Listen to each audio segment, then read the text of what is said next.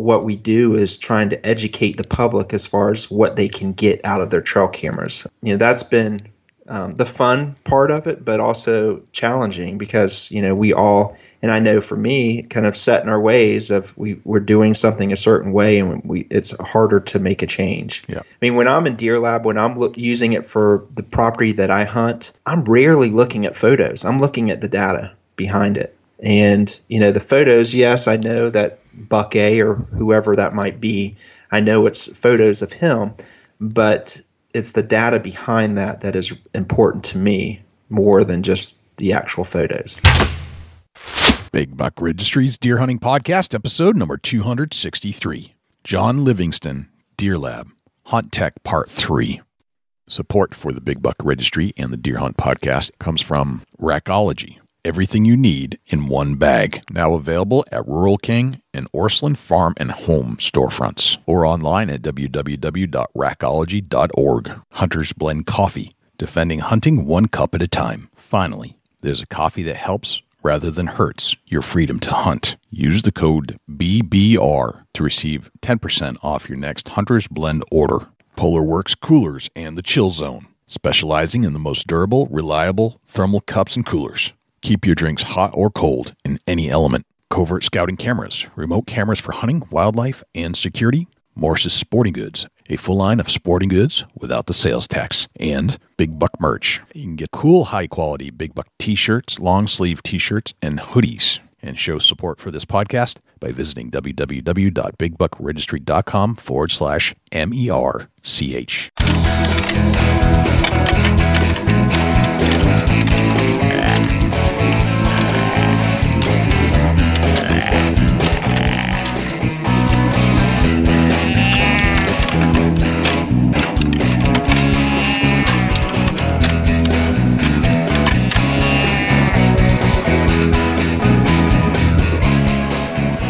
Big Buck Registry is a virtual museum of hunting stories. We preserve a piece of Americana by interviewing and recording hunters about their hunts and experiences from across the country. And who knows, maybe we'll learn a thing or two along the way that'll help us take our hunt to the next level. Hi, this is Barry Wenzel from Brothers of the Bow and Trophy Whitetail Boot Camps. I'm not really sure what a podcast is, but you're about to push play on what is now my favorite podcast, Big Buck Registry's Deer Hunting Podcast. Hi, this is Dan Infold from huntingbeast.com. You're about to listen to one of my favorite podcasts, Big Buck Registry's Deer Hunting Podcast. Hey, this is Matt Ross from QDMA, and you're listening to one of my favorite podcasts on the internet, the Big Buck Registry's Deer Hunting Podcast.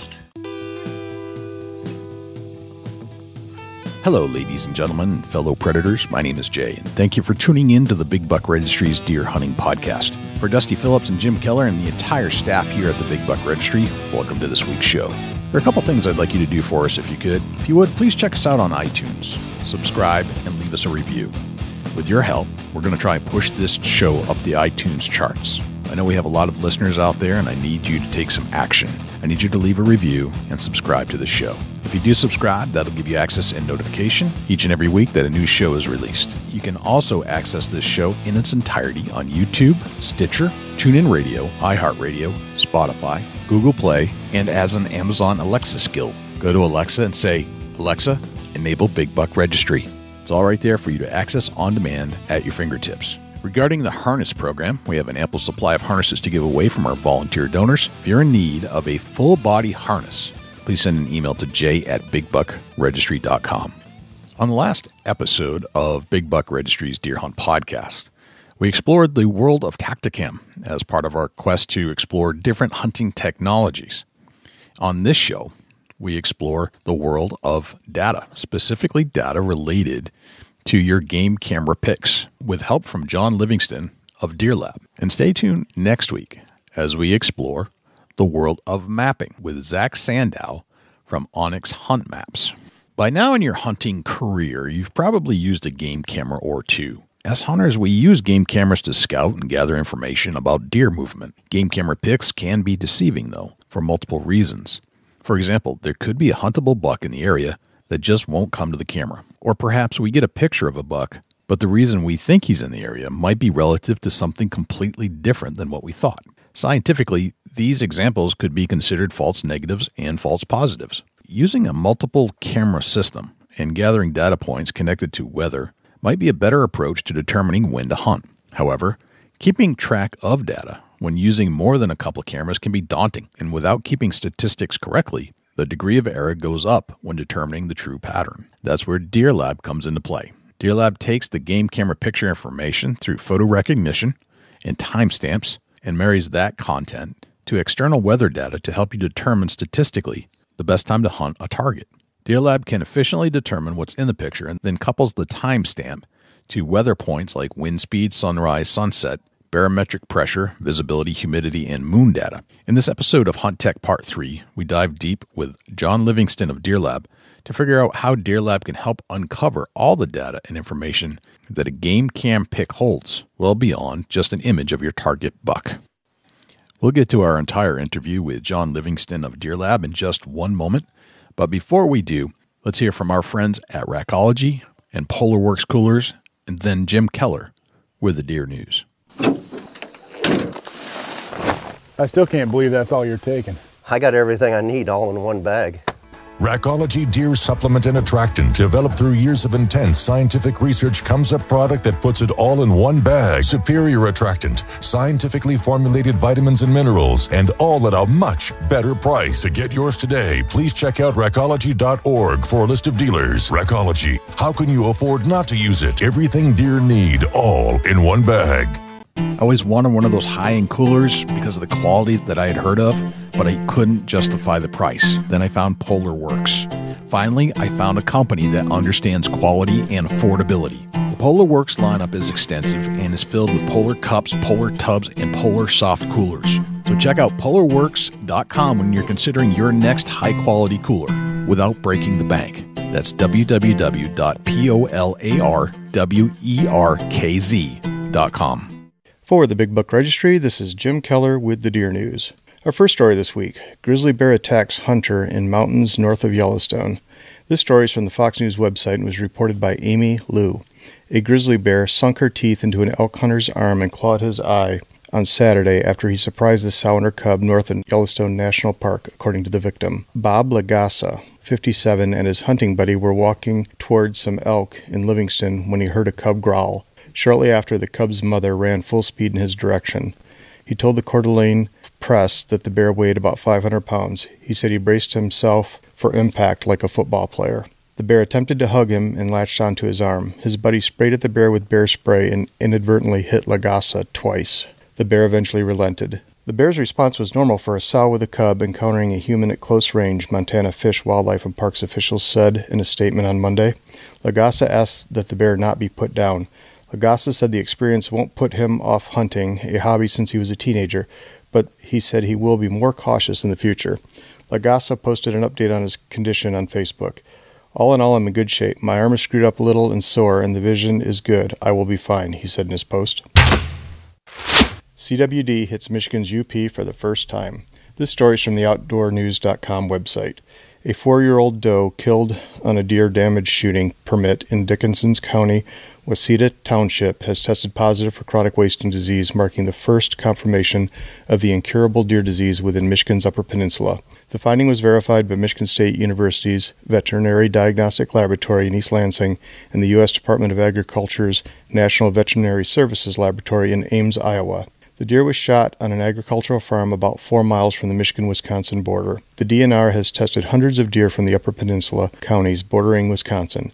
This year alone, as of October 11th, a total of 625 deer management permit, roadkill, and hunter-killed deer have been tested in Dickinson, Gogebic, Menominee, and Iron counties.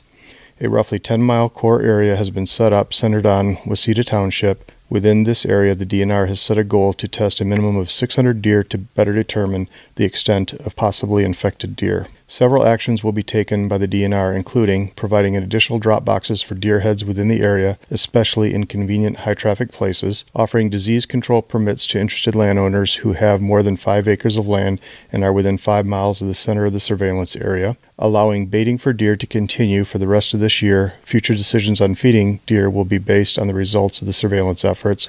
An ongoing DNR UP deer migration study will be adjusted to include the affected deer within its boundaries. Deer will be collared gathered in the area to better understand the movements of deer. In North America, a total of 25 states and 3 Canadian provinces have confirmed the presence of chronic wasting disease in free-ranging or captive deer, elk, or moose, or both. Insects invading Virginia and Pennsylvania could be most destructive species in 150 years. This story is from the Fox News website and was reported by Madeline Farber. An invasive insect species native to China, India, and Vietnam is posing a problem in at least 2 states. The spotted lanternfly is harming crops in Winchester, Virginia, WDVM reported. The Pennsylvania-based Churchill Nature Center said the creatures were also spotted for the first time on its property Thursday. The species poses a threat to agriculture and has the ability to greatly impact the grape, hops, and logging industries, the Pennsylvania Department of Agriculture warned. In February, Penn State confirmed it was teaming up with the U.S. Department of Agriculture and Pennsylvania Department of Agriculture to tackle what could be the most destructive species in 150 years, the spotted lanternfly. While these insects aren't known to harm humans, the pest raises concerns ahead of the holiday seasons. Spotted lanternflies may lay their eggs on Christmas trees, which could then hatch inside homes, the Philly Voice reported.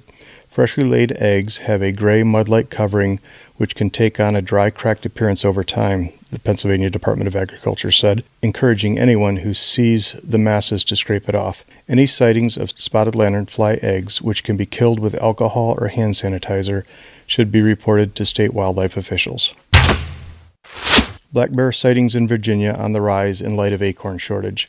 This story is from the Fox News website and was reported by Madeline Farber. If you live in Virginia and have spotted a black bear as of late, an acorn shortage this fall may be to blame, wildlife experts say. The shortage has forced the local bear population into more populated areas as they search for different types of food, Sabrina Garvin, executive director of Southwest Virginia Wildlife Center of Roanoke, told Fox News on Tuesday. It's not currently clear what has caused the acorn shortage. To prevent unwanted black bear visitors, wildlife officials suggest locking up common food sources for bears such as trash cans and bird feeders.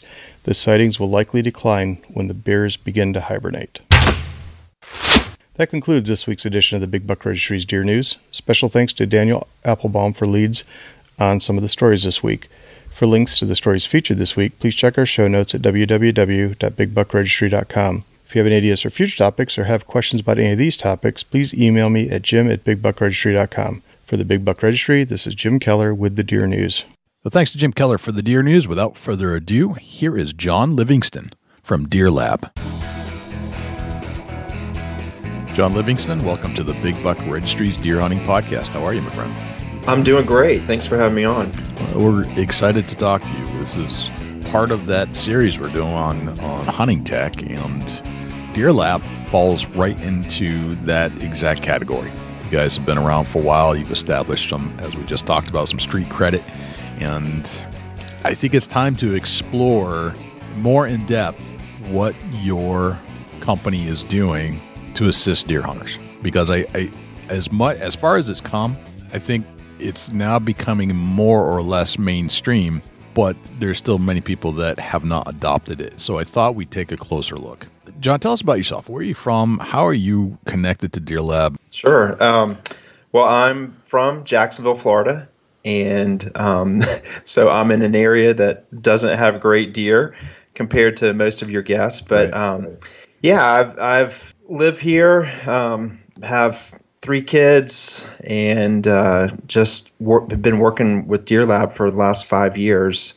It's been a fun ride. Gotcha. Let's talk about the inception of Deer Lab. When was Deer Lab established and why?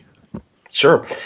Deer Lab, we started Deer Lab a little over 5 years ago. And really the reasoning was I was running a bunch of cameras and trying to get more data out of the photos that I was receiving, and pretty much was doing everything in Excel. I would put, when I would see a particular buck, I'd put down the date, the time, I'd look at the weather charts online and start filling in information. It was just really, really tedious trying to get a grasp of how is this buck moving from one camera to the next, when is he showing up, and just trying to remember all the data from different bucks and just different times. And so I was doing all of that in Excel, and it was just a real pain. And I was like, there has to be an easier way to do this. And that's when the idea of Deer Lab came up. I initially started doing some searches online, and really the only thing that I saw out there was a software-based product by Reconyx. I think it's Buckview. And I couldn't even install it because I was running Macs, and that was PC-based only. So I was never even able to look at it. And it was also, I think, specifically for Reconyx cameras. And so as a web developer, I've been kind of in the web industry since 1995, which kind of dates myself. But I had another friend of mine who is a really good developer as well, and I presented the idea to him, and he loved it, and we kind of started that journey. And so for a good 7-8 months, I would say, we pretty much worked full-time. I was working full-time as a web developer, but also on the side with Deer Lab, and really was working some really late hours, 12, 14-hour days for a good over 6 months before we released the initial version of Deer Lab, which is very different than what it is today. Okay. I remember when I first had my game camera, and I had bought some stuff online, and it didn't work very well, and it was still actually operated by the old film. It was film. It wasn't digital. Yeah. And then they're progressed into a flash drive, and today it's SD, and these days even some cell cam stuff going on. And I remember early on that you had to go through and sort your pictures. You had to go bring them down and then get them developed, and then come back. Then you had to do the old Excel file or database and try to figure it out yourself. And then I remember that Cuddyback had a very primitive type system where you could get some data, but it wasn't a lot. And then along came Covert. Covert is a sponsor of ours, obviously, and it seemed, I think, in every package that I've seen so far and any camera I've opened up, that Deer Lab was associated with some of the packaging, so that they're recommending you to, or Deer Lab as part of their package, to monitor some of the data that's coming up on the pictures that you would take as a hunter on a camera. Yeah. So when I opened up my last camera, I really need to dig deeper into this, and I looked at some of your other, I guess, quote unquote competitors. And you seem to have the most comprehensive background and have been around some of the longest with what appears to be some of the most in-depth abilities. And now that I'm getting a lot of pictures on my camera, I'm like, you know what? I got to know more. I need to know more. I need to know more about what all these pictures mean. And I can go in a little bit by, one by one, and try to figure out when I get the most amount of pictures and what's in the pictures, and it doesn't count the squirrels. So that's why I wanted to have you on the show and talk more about this. That's great to hear. I appreciate it. It's neat to see how people find us. Like you said, we are in several camera manufacturer boxes when you buy a camera. I would say most of the people probably find us online, but it is interesting. We have very different groups of people that are using Deer Lab, from our typical hunter that's what we're kind of, our core is completely after, for the guy that's going after a particular buck. Or we have people all over the world using it for camera traps. We have scientists, wildlife biologists. I mean, I had one of the first experiences of being at a show. I had a guy come up to me and said, "I'm using Deer Lab for my gators." And I'm like, "What do you mean gators?" And he was actually using his trail cameras to pattern alligators. He was an outfitter in southern Florida, and I had no clue you could even do that. So it's been pretty neat to see how people find us, and all the people out there that are doing some different things but are looking for that data from their photos. So give us an overview about what a company like, or a software, because you're a software engineer, what does the software do? Like, just an overview of how can this benefit a hunter in a nutshell? Sure. Well, there's a couple of different levels. You have the basic level of just managing all your photos. And that was one of the issues that I was having at the beginning, of just having a lot of cameras, a lot of photos, and just where do I put them all? How do I organize them? And So Deer Lab can kind of cover that, but our focus is kind of being able to bring out the data from those photos. And so we have an area in our app that basically gives profiles for individual bucks, or you can basically profile anything. You could profile a herd of animals. You could profile turkeys or, whatever you want to do.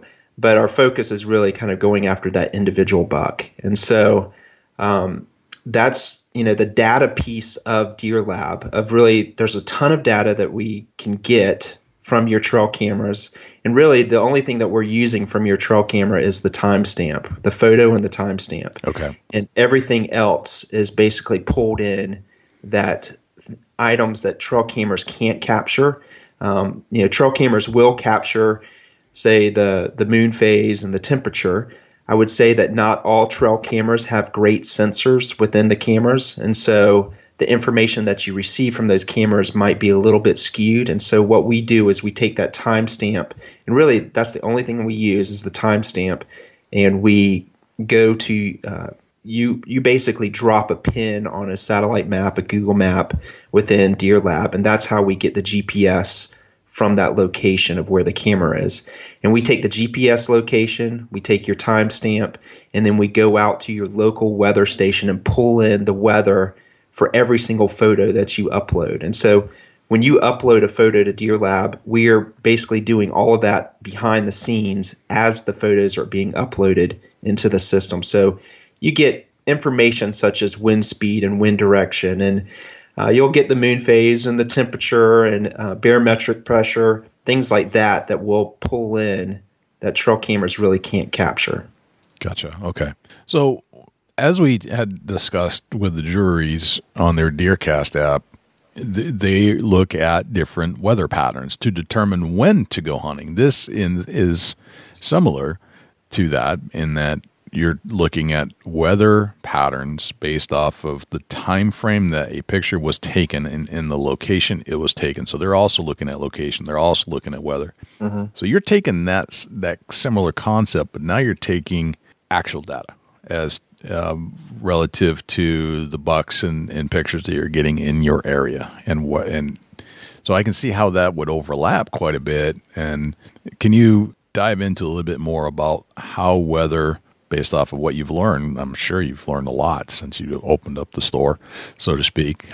What have you learned about buck patterning or just deer patterning relative to the weather and information that you're plugging in? Yeah, definitely.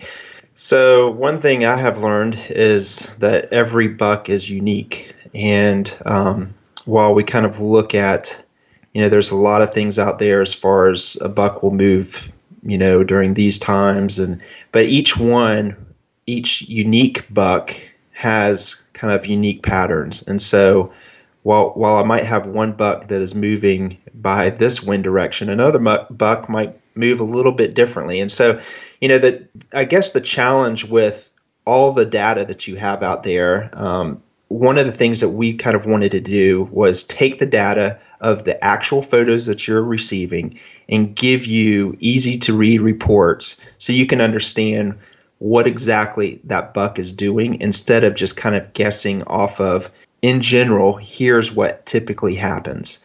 And it can be very different from one side of the street to the other side of the street. I know in Florida, it's very different. We have so many different ruts. I mean, literally, you can go 5 miles down the road and the rut can be very different. And so we're focused on the actual data that you're bringing in from those photos instead of kind of giving this is what we typically see. And every single buck that I've seen has a unique pattern. A lot of them can be very similar, but there will be some outliners that can move very differently as far as where they move. One of the cool things about Deer Lab is you can start to see trends over years. And so the last year's data is super helpful to be able to bring in to see for this hunting season. And it's really neat to see some of these bucks to where you'll see them, say, last October 15th at a particular location on your property. Well, you can pretty much guarantee that they're going to be real close to that area at the same time the next year. And so they have kind of a rhythm that they're going through as far as one place. They'll be in a certain area, pretty much the same place the next year. And so, there's big debates, like some people believe in moon phases, some people don't believe in moon phases. And so we don't try to answer that for you as far as this is what we believe. We kind of are from the perspective of take the data and see what it says. Are your bucks moving differently by different moon phases? And you can start to see kind of an idea of what they are doing instead of kind of just going off of what one group might say compared to another group. So, we're not going to automatically tell you exactly where a deer is, but we're going to give you some good insight into giving you a better opportunity to be in the right place at the right time. We're doing our best with the data and just trying to give a good read for people to easily understand the data behind their photos instead of just looking at a photo and saying that's a nice buck. There's just a tremendous amount of data, and you can get bogged down in it as well. And so our focus is really trying to keep a top level. Here's an overview. Like, for instance, if you create a profile for an individual buck, we can tell you what time he's hitting your cameras, what cameras he's hitting the most, how he's moving by wind speed or wind direction. We tell you how he's moving. Does he move more in this moon phase compared to this other moon phase? So there's a lot of different things that we are giving to kind of give just a better idea as far as the deer in your area, the deer that you're hunting after. And we have a lot of guys that are using it for different properties in different states. And so one group, might have deer in Kansas, and those deer are doing something very different than, say, South Carolina or New York or, Illinois. And so it's just really focused in on your actual property and the data that you're getting from your trail cameras. Gotcha. And one thing I do want to point out is we are not using every single photo that you are uploading to Deer Lab. And so it makes us unique in the fact that, you have trail cameras that have different settings. You have trail cameras that have different, as far as the rate that they take photos. You also have your trail cameras in different locations. Say one's on a food plot, and another one is maybe, on a trail. And so the cameras are taking photos at different rates on different settings. And so what we try to do is basically do a even playing field for all cameras, no matter what brand and no matter what setting and no matter what location. And so we are aggregating the data and looking at them as far as sightings. So all of our profiles are based off of 15-minute segments. So all of the photos, let's say Buck A is in the food plot and you get 30 photos of him within a 15-minute segment. Yep. We're going to count that as one sighting. Yep. And, he might hit that trail 3 or 4 times a week and you only have 3 or 4 photos of him. But we don't want that food plot camera to automatically skew the results because you have more photos in there. So we're looking at times, and that's one thing that you just can't do with Excel, or you can't do with just looking at photos by aggregating the data depending on the time and what locations they're at. I was just about to ask that because it seems that in certain spots, as you mentioned, a food plot, although that buck is there, it's going to be snapping a lot of photos because there's a lot of movement. But the question is that relative to your overall abilities to hunt that deer? And because you can only be in one place at one time, but you can't overcount the food plot pictures, right? Because that's going to skew your data in a sense. Right. Yeah, I mean, we get that question all the time because, some guys like to have, 3 or 4 image bursts, and they're wondering if it's skewing the results. And it's not. We're only basically counting that as one sighting. So they could have, you could have 200 photos of a buck at one food plot, in a 10-minute segment, depending on your camera setting, and then have 3 pictures on that trail. And we're going to say, hey, he's moving on this trail. He's more active over here than he is over on that food plot. Gotcha. So just looking at some of the screenshots, it looks like you take account for all the pictures from all the cameras, and then you can generalize when deer are moving on a percentage basis throughout the day in your area based off of your camera setup. Correct. Yeah. Yeah. And one of the, if you're looking at the website and kind of on our homepage, looking maybe at that profile of Roscoe P. Coltrane. Roscoe P. Coltrane. That's right. Yeah.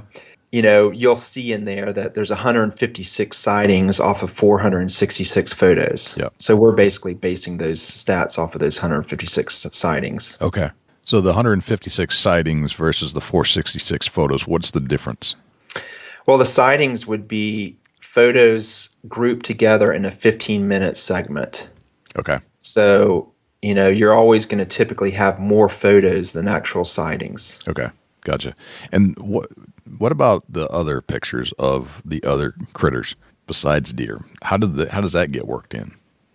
Yeah, so we have photo recognition within Deer Lab that will automatically tag animals, to manually tag anything. So I personally give multiple tags per photo depending on what that photo is. So Deer Lab will go in and it'll automatically mark photos as deer. And I'll go in and I'll go, okay, this is a 10 point, and I might give him a name. And so I'm creating multiple tags for that particular photo. Okay. And so when I go to create a profile, I'll select his name, and it will look for all the photos that has his name, and it will aggregate all the data for that. And you can create a profile off of just say the general tag of deer, and it will look at all of the deer photos that you have, and it will tell you, what cameras have activity with them, the sightings by time of day for all those cameras. You can filter any of our profile reports. You can basically filter by camera and by time and date range. And so you can really get into the nitty gritty if you want to. So if you say, okay, what is this northeast food plot camera location? What is it doing, in daytime hours between these dates? And you'll get a good idea of the activity on those cameras from that filtered result. Gotcha. Okay. So you actually have photo recognition built into your system. We do. And it's general right now. We have a lot of exciting updates coming down the road for that. It's a smart system. I mean, we have millions and millions of photos in our system. And so we are looking at all of them, and we've had to train our system to look at what those objects are. Our photo recognition system right now, it is a machine learning system. So it gets smarter over time. And we are working on some pretty significant updates. But the thing about what it's doing is it's looking at the photo and it's looking for objects within the photo. And so it will see a tree, and we will automatically tag a tree. We'll automatically tag a deer. We'll automatically tag turkeys and bears and whatever it might be. And what we do is we go, okay, there's a ton of tags, a ton of objects out there in those photos that you're not going to be interested in. Right. And you're not, that's not our focus. And so what we do is we have a blacklist that automatically, if any of those tags are in that blacklist, we don't show it to you. But we also give you the ability to go in and customize the photo recognition for your needs. And so we have a tool to where you can just select all the tags that we have seen in your photos, and you can delete them, and they'll delete them from all of your photos. They won't delete your photos, but they'll delete the tags. And then any future uploads of photos to Deer Lab, we will automatically bypass those tags so you won't see them. And so the beauty of that is you can start to really focus in on saying, okay, I just want to see deer and turkeys and bears, and that's all I want to see.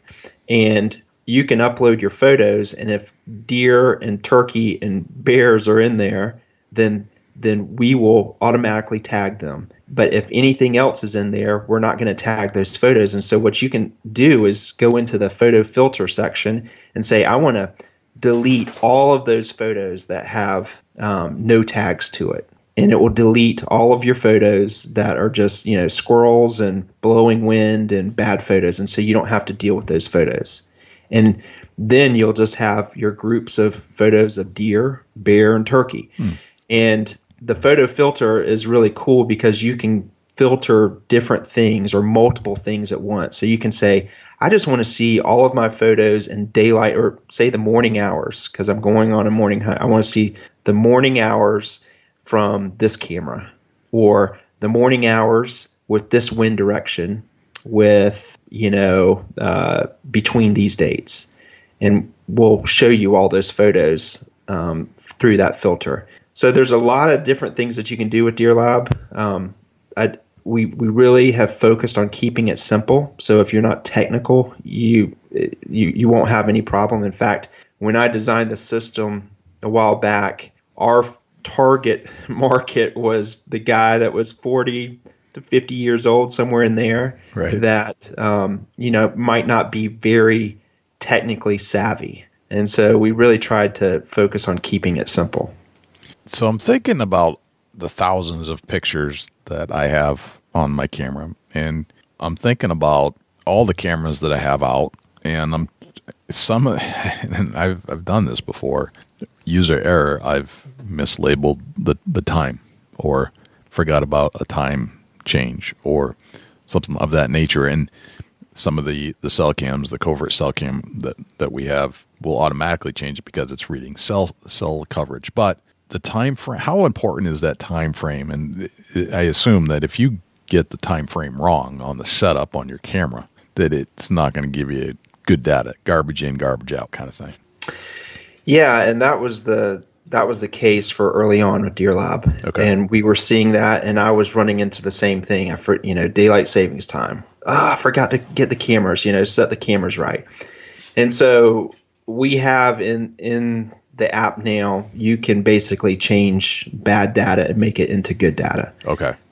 So you can go in and say, okay, I just uploaded this card. All of the timestamps were defaulted back to the, January 1st of 1980 or whatever it might be. And you can easily go within 2 steps. You can just basically say, I want to change this date to this date and this time to this time. And I want you to do it for all of these photos between these date ranges.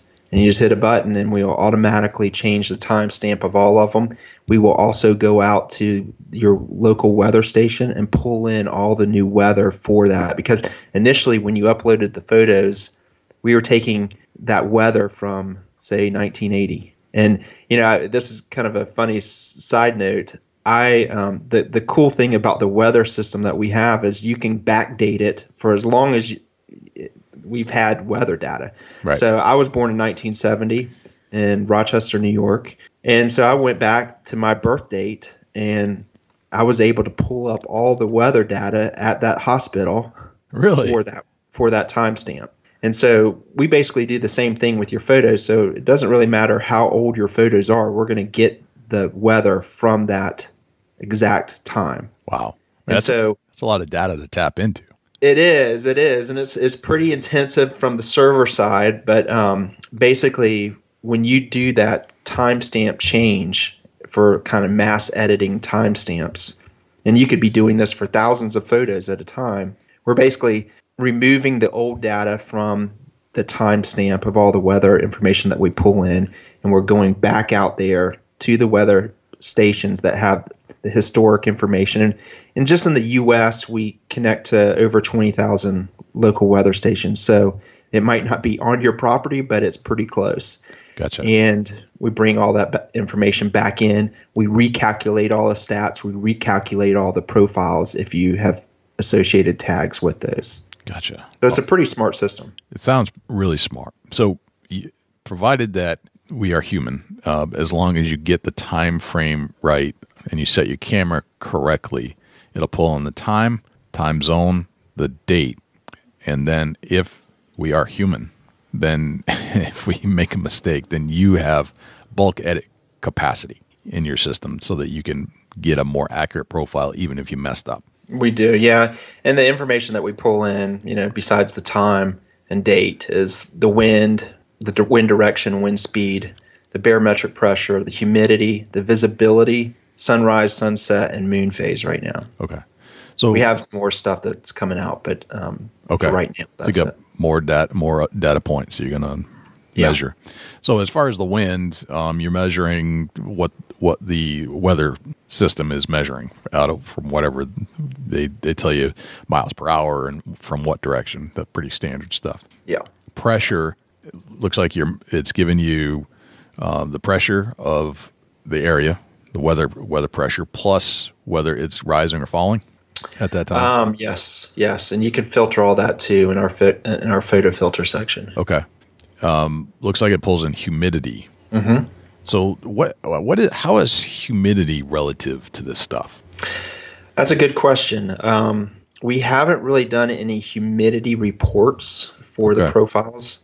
But the neat thing is when we do that, it will go back to all of your photos in the past and give you reports for it. Okay. So you don't have to, it's not like we make a change and it's only for new photos. Right. We go back into your whole database of photos. Right, because it's pulling from a different database that has all this already collected. It's just a matter of whether you get the right time and location plugged in. Yeah, we're actually collecting a lot more than you see. Yep. But we're just only showing certain data points right now. Okay. And I don't know if humidity is relative, but you'd only know if you had a lot of data behind it, right? Yep. Which you're doing. This is what you're collecting. So this is the stuff that you can put together through lots of data points and draw conclusions from that instead of guessing. Because right now I'm guessing. Without the use of a system like yours, I'm guessing. I'm guessing, well, this buck came in at this time. This was the most deer activity I had. This is when this buck usually shows up at this time. I can go through one picture at a time and draw a mental reference. But as you may or may not know, and that this is for everybody listening, is that the human mind is funky. It doesn't necessarily know what it thinks it knows, right? Any kind of stressful situation, you can swear up and down that you are in a certain time in a certain spot, or you're at a certain spot in a certain time, but in reality, our minds don't process it like that. So unless you're using a computer-based situation to identify all these data points and draw conclusions that way, then you're really just relying on your own mind, although it may be good. My guess is that it's not as good as the computer data. Yeah, that's interesting you say that. That's been a pretty big subject this week in the press. Right. There you go. Right. Yeah. Right. It is kind of crazy, but there have been some studies to show that when under stress, the brain will create and fill in the blanks or create a whole other situation where you will swear up and down that you're in one place in one location during a significant event, but it turns out that you just filled in the blanks. You didn't actually, what was accurate was not what you said it was, but you don't know that you don't know that. Your brain has created this whole other system. Yeah, and when I was running 2 or 3 cameras initially, when I started getting cameras, I could keep up with it. But once I started getting over 4 or 5 and more cameras, it was just a big blur. And I was just like, okay, this is getting out of hand. And we have some customers that are running up to 200 cameras, and I just can't. I mean, one, I can't imagine running 200 cameras, but just the amount of data of trying to remember, anything. And trail cameras, I don't know how many you run, but they're time consuming and they take a lot of time. And unfortunately, most are just looking at photos and not really seeing the data behind them. And so that's our real goal is, part of it, we're a technology company and we're trying to get that data. But a lot of what we do is trying to educate the public as far as what they can get out of their trail cameras. And so, that's been the fun part of it, but also challenging because, we all, and I know for me, kind of set in our ways of we're doing something a certain way and it's harder to make a change. Yeah.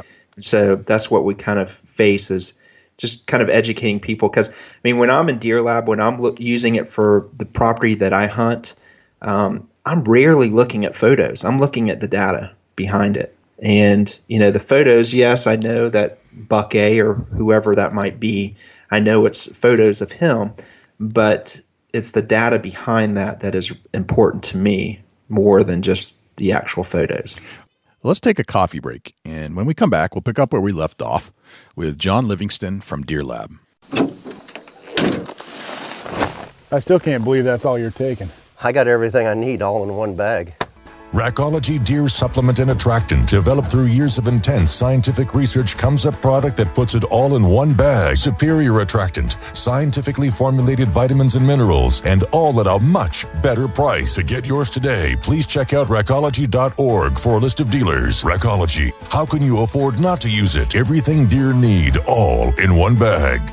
Hunter-friendly coffee retailers are great, but ever wonder where they buy it from? Now there's a company that imports directly from farmers, zero middlemen, roasts it, and ships it right to your door. From the farmer's fields to your morning cup, Hunter's Blend Coffee has been in the hands of hunters. Through their giving, your coffee supports the RMEF, Whitetails Unlimited, and Women's Hunting Associations, and many others. Now you can defend hunting one cup at a time. Not bad for a cup of coffee. And did I mention, it is so good.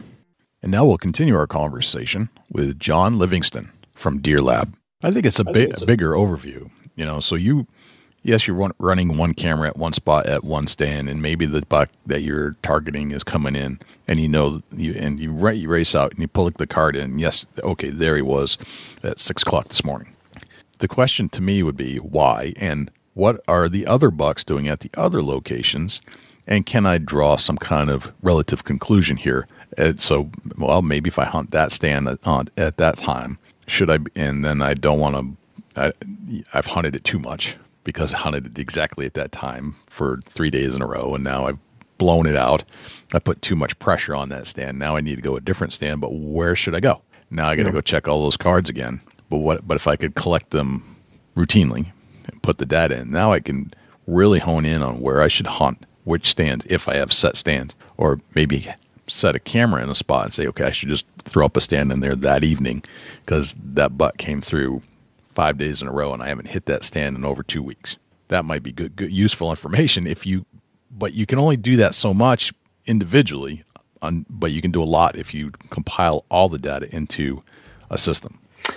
Yes, and just a footnote on that with Deer Lab and kind of the number of cameras that you can really start taking advantage of Deer Lab. I would say for the guy that has one or two cameras, we're probably not the best solution. Mm-hmm. Yes, we will manage the photos and we'll give you a different view and kind of maybe a different perspective on your photos. But really to take advantage of the data that we're providing, I would say 3, 4, ideally more cameras. I don't think you have to have tons of cameras, but, for instance, we have a feature in Deer Lab. It's a heat map, and it basically shows you a visual perspective of your property and how a particular deer is moving on that property. Okay. And so if you only have one or two cameras, it's really not going to show you much. But if you have a slew of cameras, 10, 15, 20, it's really going to give you a really insightful view on your property and really kind of telling you potential bedding areas, potential movement of how a deer is going from one location to the next. And so you start to get and it all changes by the time of year too. And right. You can even look at it from just show me this in the daylight hours, And so a lot of people are getting, pictures of their bucks that are, at 2 a.m. And while that's can be helpful data, we're really wanting to see where that buck is and shooting hours. And so right. You can do those filtered reports off of that to kind of give you a better idea. You might be getting a lot of photos of a buck at midnight, but that's not really going to help you from a hunting perspective. And so that's where the sightings and filtered reports can really help, because you might be thinking that one camera is a lot more popular than another, when in actuality that buck is, not really moving too much, at least around your cameras during daylight activity. Right. I can see how if you had multiple cameras and you monitored this over the course of several years, you could really start to draw some serious conclusions as to when the bucks move into a certain area out of their summer range into their fall range, into their breeding range at a certain time of year and when you should be there. Yep. You definitely can. And that's, I tell customers to upload their old data first. Yeah. That's ideal. And so that gives you kind of a head start for the current hunting season. Getting data for this year is important, but you're also, if you really are looking for patterns, then it's definitely going to be helpful to bring in that older data. Yeah. Just going back to some of the other things that you're pulling in from the weather system, weather service, you're looking at visibility. How is that relative, and what does the visibility part mean? Yeah, so that visibility is basically, how clear is it out there from your local weather station. And so that is going to we're going to be breaking that down a little bit more. Right now, it's just kind of, was it a clear day? Was it, foggy? Was it, getting kind of a better idea as far as the weather that was going on when when those pictures were taken. Okay. Which I can understand is important based off of deer movement, like just learning from some of the jury stuff. Cloud cover can mean a difference in whether it's a good day or a great day or a bad day. That does have some kind of effect on deer movement according to the juries. You look at sunrise and sunset, that's pretty straightforward for your area. Moon phase, you're looking at full moon, new moon, waxing gibbous, waning gibbous, whatever those are. So you're looking at that. Are you looking at any, or maybe in the future you'll be looking at like moon overhead and underfoot? We don't have that right now, but that is definitely something that we can get into. Okay. And this is just my own observation. It seems to me that when, especially in the morning, and when moon is underfoot within an hour of sunrise, either side, I see a heck of a lot of activity. And I haven't gone back and made it, and we're back to the data sets again. I don't know if it's true. It's subjective. It's just relative to my own personal being. I don't know if it's in general based off of a larger data set, or is it just those days had other factors that I wasn't aware of. It's just one of those things that I would like to take a closer look at to see if underfoot within an hour of sunrise means something. Yeah. All right. So having multiple cameras, it sounds like this is a good fit. Having one or two cameras, not necessarily, but you can probably still draw some conclusions by the sounds of it. Yeah. You can do multiple edits, mass edit. And what are some of the things that you are able to determine? I mean, we talked about wind speed. Have you been able to put together, I mean, you're looking at the data, I would assume, or you could. Each individual, can you keep a collective and start to decide, hey, these are some of our conclusions that we've drawn about bucks move in certain wind speeds or bucks move at certain moon phases. Is there anything that you can draw from all the data that you're pulling in? We have not gone into kind of looking at our whole data set of all users and all their data. I have thought about that, of how that could be some really interesting information, especially for the number of photos that we have in the system. We try to be careful, as a hunter, I want my data to be private. And I think that's a question that several have of, is anybody looking at this data? They don't want to give up their spots, or their information. And I completely understand that. We don't go into customer accounts. It's basically, password protected. You create the password, username. I would say that most of our customers, they are sharing their accounts with people that they hunt with. And I basically say, just, feel free to share the account. In fact, I personally share my account with others, and it's been really helpful because we can kind of divvy up the responsibilities of pulling cards and stuff like that. And before, we always had, somebody had certain cards at their home and others had others, and you weren't really seeing the full picture. And so we basically are just using Deer Lab to kind of everybody to be on the same page. But I would say, don't give your account out to people that you don't trust, and obviously people wouldn't do that. But that's a good point as far as potentially looking at it. I know that there's some tools out there. They'll say when the rut is, in certain areas and stuff like that. But from I'm a big fan of QDMA, and they do a lot of great reports on deer movement, and there's some various studies from universities that are doing that. And I think we could potentially help in that with the amount of data that we have. And really, we're kind of looking at it from all over the place. And we have data really around the world. We definitely have more customers in the U.S. than any other location. But it would be interesting to kind of try to draw some conclusions off of the data that's in there. Right. I think, you're in a perfect position to determine some of that stuff, and without really, not by violating any privacy, anything. You just got some general data. Boy, could you draw some conclusions, I think, to justify or bust some of the myths and thoughts that are out there about deer movement and that types of thing. Yeah, and I will say, going back to that individual buck, the thing that I have seen is that each one does have a unique I would say that it's very similar to humans.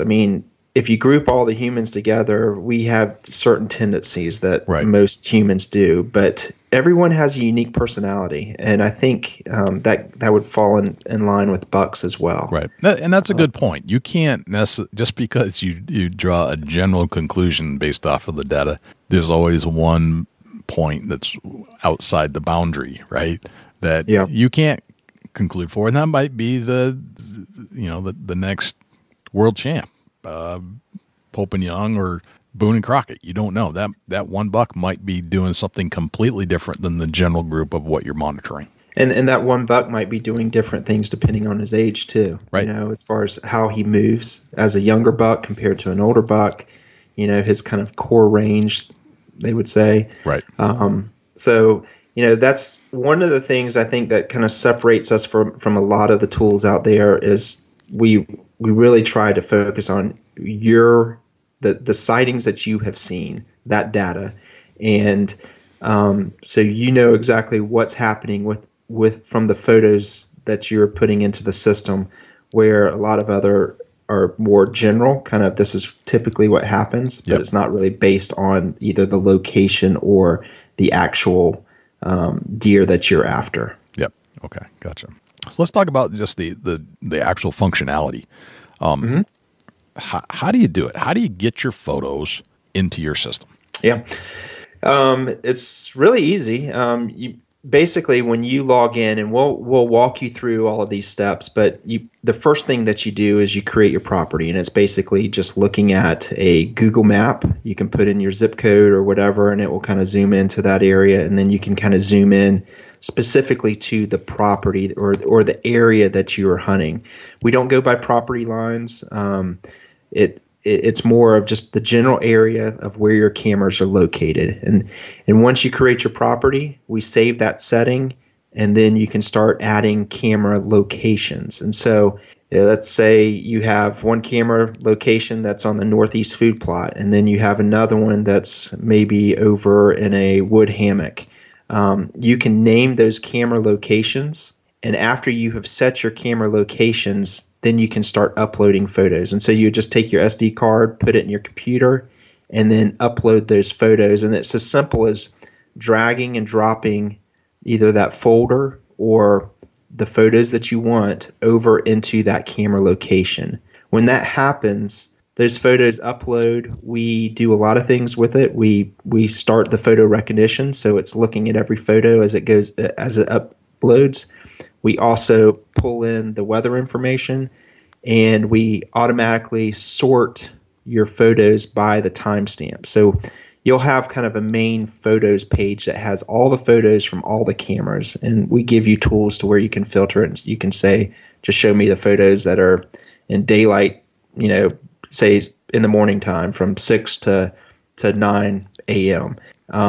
And we'll show you all those photos. But once those photos are in, then you can do various things. Some people are just using it as just to manage all their photos. And then others use it to really start going in and getting into the details of, okay, I'm looking at this buck and I don't want to harvest it until it's a 4.5-year-old buck. And so they might follow that buck for 2 years before they do anything. And they basically are kind of getting intel for that buck in that profile. So when it becomes, say, a 4.5-year-old buck, they're going to be having a great idea of what that buck is doing. But we walk you through all these steps. We have video tutorials as well.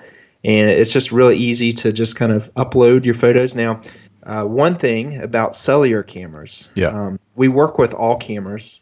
It doesn't matter the brand. As long as it has a timestamp and an SD card, we can work with it. Cellular cameras, they are a little bit more challenging because when you're looking at photos, say through your manufacturer's app that you have, all of those are thumbnail images. They are reduced in size, and typically when they reduce those photos, they change the timestamp. And so that's the challenge that we have, unless we are connecting directly to a cellular camera, and that's a goal of ours to be able to do that.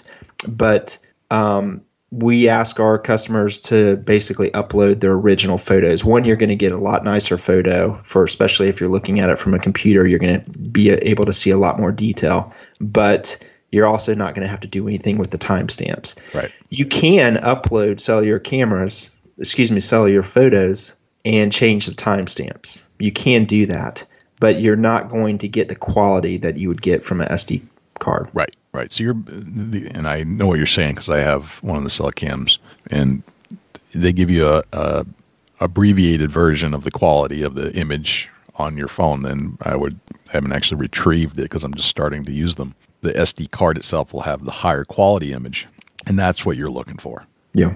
Okay. All right. And really, yes, the nicer image is helpful, but the timestamp is, we're wanting it to be as easy as possible. And so dragging and dropping all those photos from the SD card, we're automatically going to pull in the right timestamp and the weather and all that. Right. You don't have to really get into the nitty gritty of going into individual photos and changing timestamps. Gotcha. Okay. All right. So how do you create a profile on your system, and how much does it cost, and what is it useful with? Like, as far as, obviously you're grabbing information from a game camera, but what other devices can you use them on, like iOS or computers or Androids? How does all that work? Yeah. So like I said, you can use it with any camera. As far as using it on different devices, you can access Deer Lab from any browser that has internet or cellular connection. We do not. We block uploading photos from a phone or like an iPhone. Mm-hmm. A phone or iPad. Okay. Or tablet. And the reasoning we do that is because of the privacy that Apple and other manufacturers put on the timestamps. Gotcha. And this goes into like social media. They don't want you to be able to identify where a person is from the timestamp of publicly placed photos, and so they change the timestamp of when the photo was taken to the time that it was uploaded. And so by doing that, it changes all the timestamps. Gotcha. And that's why we say you have to upload your photos from a computer to Deer Lab. But as far as viewing Deer Lab and viewing stats, you can use any phone, any device to be able to log in and look at that information. Okay. So you're going to have to go to a computer to upload your photos. As of right now, that's what you're going to have to do. Okay. the goal would be to simplify that, and we're working on that. Okay. As far as pricing, we have monthly plans as well as annual plans. We give some benefits with annual plans over the month-to-month plans, but our plans start as low as $9 a month if you're doing month-to-month and $7 a month if you're doing annual. Okay. And we have different tiers depending on how many cameras you have. And so, our lowest plan is good for up to 10 camera locations. Gotcha. Okay. So if people wanted to, actually, let me back up a second. What is coming in the future for Deer Lab? And I know you can't let the cat out of the bag on all your secrets, but what are some of the things that we might be able to see in the next 2 to 3 years? Okay. Well, I can say that our photo recognition is about to get a lot smarter. Okay. And so I'm very excited about that. And, our goal in all of this and all of the changes that we make, and we make changes, in fact, the feedback that we receive from customers is the best thing for Deer Lab, because we listen to y'all. We have like a live chat in the app and on our website, and we listen to those ideas, and a lot of times, a lot of the features are directly from customers. But I would say photo recognition, definitely big improvements in there. The profile section, big improvements in there. There's some other stuff I'd rather not get into, but there's a lot on the horizon for Deer Lab. Okay. And that we're really excited about. I would love to share it all, but we have had some people copy us, so we try to be careful about when we release that information. But yeah, I think in the near term, profiles are about to change. Okay. We are on the final test for that.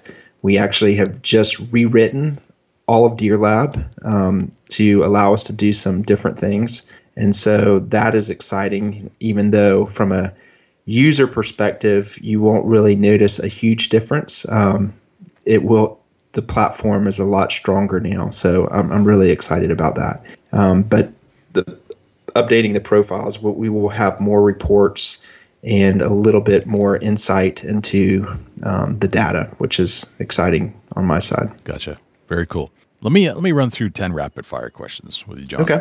And I can to me, it seems like you'd be literally, I can just envision you rewriting Deer Lab. Like you must just close the door and just go, like the Facebook developers, just hammering on keyboards the whole time. I don't know if that's true or not, but that's what I envision when I think about a coder.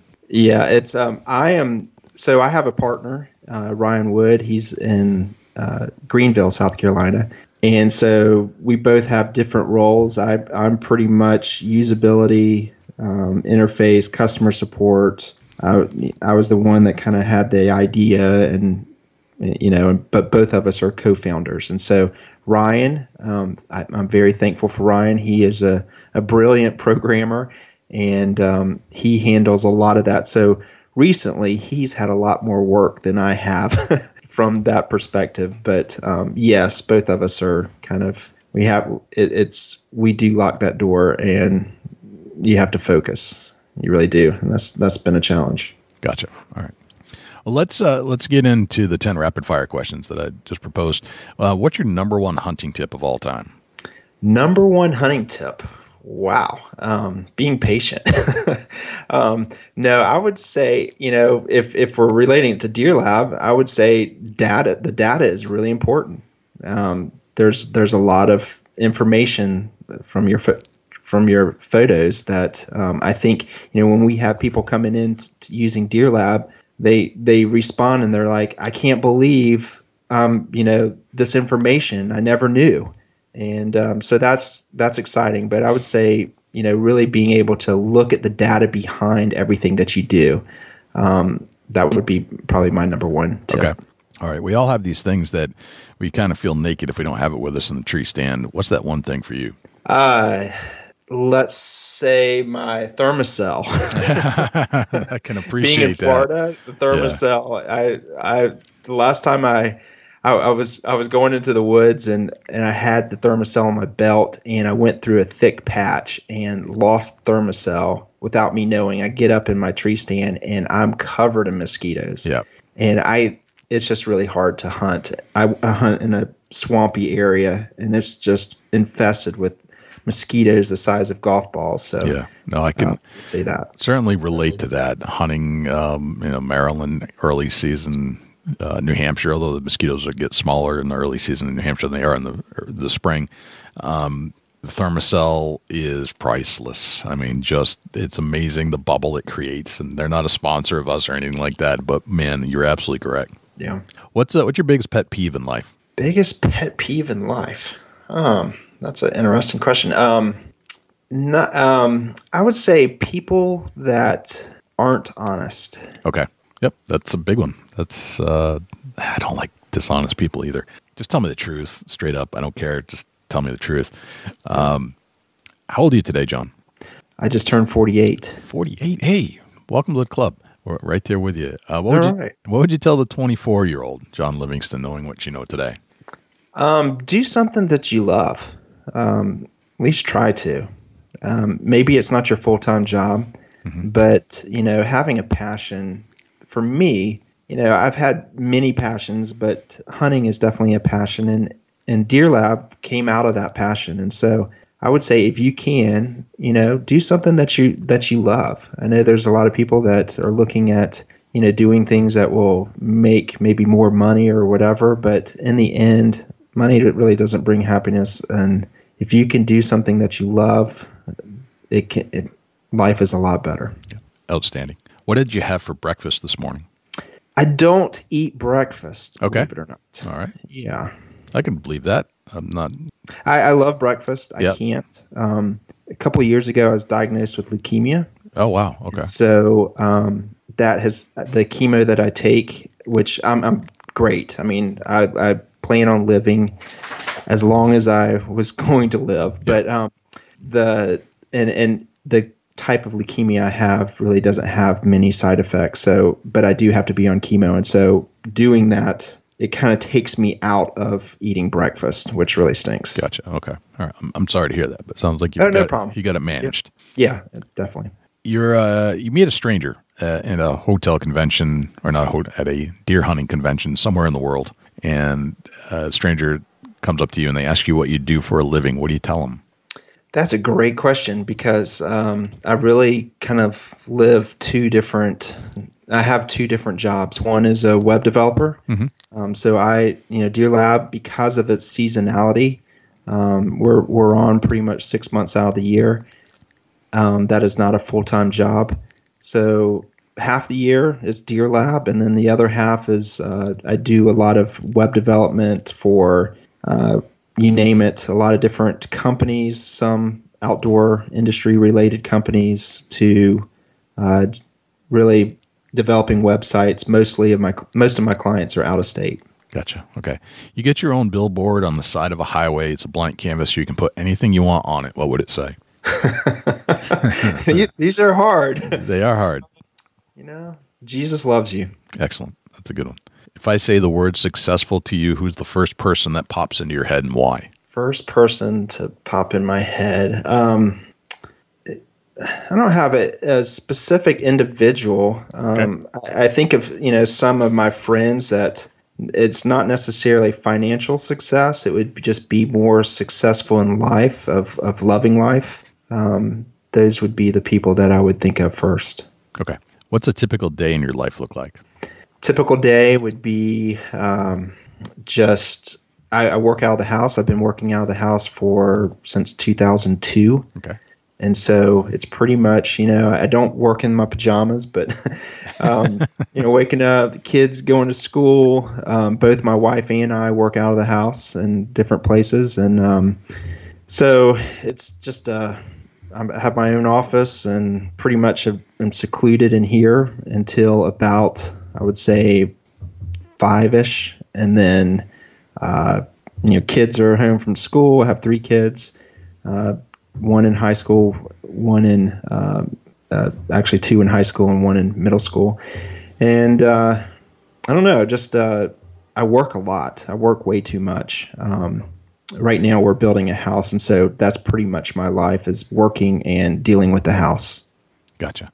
All right. And then finally, what's a deer hunting day in your life look like? Deer hunting day would be, I hunt a property about 45 minutes away from the office or from my house, and would be being with friends is a big part of it. Also, just being in a swamp-infested area. And I tell you, one thing I love about hunting is just being in a stand and being away from technology. And so that's been a huge break for me of just kind of being out in creation and being able to just enjoy the nature. So I typically don't do all-day sits. I would probably say my favorite time to hunt would be going out early afternoon and sitting until dark. Gotcha. Very good. All right. Those are the 10 rapid-fire questions. Thanks for going through that exercise. Yeah. So, John, if people have more questions because we either didn't answer a question or we have created more questions than answers in our conversation, where can people go to find out more information about Deer Lab? Yeah, it's deerlab.com. That's just DEERLAB.com. And we have on our homepage, we kind of go through the major topics or major features that we have. But we also have a live chat within the website as well as with the app. You'll see it in the very bottom right-hand corner. You can select that, and I would be glad to answer any question that you have. We have a free trial as well. Doesn't take a credit card, so you can just put your email address in and sign up, and we give you a free 14-day trial. You can add up to 10 cameras and just try it out, upload some photos, and see what it does. But be more than glad to answer any questions too if you just select that live chat. And I typically answer within a minute, so unless it's 11 o'clock at night. Gotcha. Very good, man. John, this has been a pleasure to have you on the show, and thank you so much for coming on and diving deep into Deer Lab. It's been on my brain for quite a few years now, and then I really need to discuss this. And now I think these types of things are,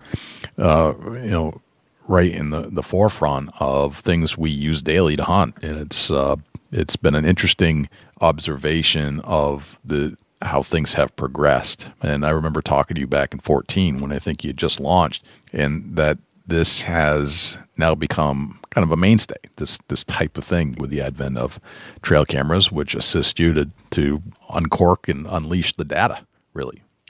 Well, I really appreciate you having me on. Thank you so much. It's an honor, and I listen to your podcast, and I will still say that you have the best voice in podcasting that I know. I appreciate that. I don't have much control over that, good or bad, but I do appreciate the compliments. I appreciate John coming on the show and kind of breaking down what Deer Lab's all about. We certainly have been using game cameras for quite a while, and it's, there's a lot of data that can be extracted from those pictures, and you just think it's a picture, but it's not. A picture snapped at a certain time with a certain timestamp puts all kinds of other things into play because you know exactly what was going on in that area exactly at that time. So if you match the location with the weather patterns, the moon phase in that area, and identify quickly what's in the picture using the Deer Lab photo recognition technology, now you can really sort out what's going on in your woods and when deer are actually moving. Kind of goes hand in hand with that DeerCast app where it predicts it. This kind of can confirm or not confirm some of the information that might come from DeerCast. So it's kind of a interesting test of what's really happening in your area. Dusty, do we have a Chubby Tines tip of the week this week? Yeah, we do, Jay. And the Chubby Tines tip of the week is sponsored by Morse's Sporting Goods. Firearms, used firearms, bows, used bows, located at 85 Kentucky Falls Road in Hillsborough, New Hampshire. Give Jim a call at 603-464-3444, morsessportinggoods.com. Your dollars go further in New Hampshire. There's no sales tax. Morse's Sporting Goods. Something that actually popped in my mind this evening as I was walking into a new unknown piece of property, and I pulled in, parked my truck, and I literally made probably 25 steps in the woods.